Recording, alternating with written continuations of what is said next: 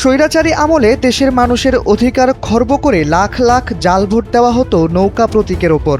এবার নৌকা প্রতীক না থাকলেও জাল ভোট দেওয়ার প্রবণতা যে একেবারেই নেই তা বলা যাচ্ছে না। আইন শৃঙ্খলা রক্ষাকারী বাহিনী থেকে শুরু করে দেশের সচেতন মহলও আজ বিষয়টি নিয়ে বেশ সতর্ক। অন্যের নাম ব্যবহার করে তার অনুপস্থিতিতে তার ভোট অন্য কেউ দিয়ে দেওয়াই হলো জাল ভোট। এছাড়া কাউকে জোর করে ভোট দেওয়ানোও জাল ভোট। অথবা কেউ যদি একই নির্বাচনে একাধিকবার ভোট দেয় তবে সেটাও জাল ভোট হিসেবে গণ্য হয়। সহজ ভাষায়, যে ভোটে ভোটারের স্বাধীন ইচ্ছা অনুপস্থিত থাকে সেটাই জাল ভোট। প্রশ্ন হলো, জাল ভোটের শাস্তি কি?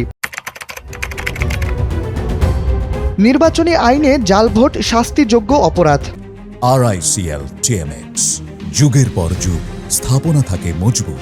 গণপ্রতিনিধিত্ব আদেশ ১৯৭২ অনুযায়ী ভোট কেন্দ্রে বেআইনি আচরণ ও অপরাধের জন্য সর্বোচ্চ ৭ বছরের কারাদণ্ড হতে পারে। পাশাপাশি ভোট কেন্দ্রে অনধিকার প্রবেশের জন্য সর্বোচ্চ ৬ মাসের কারাদণ্ড ও সর্বোচ্চ ৫০,০০০ টাকা জরিমানা হওয়ার নিয়ম রয়েছে।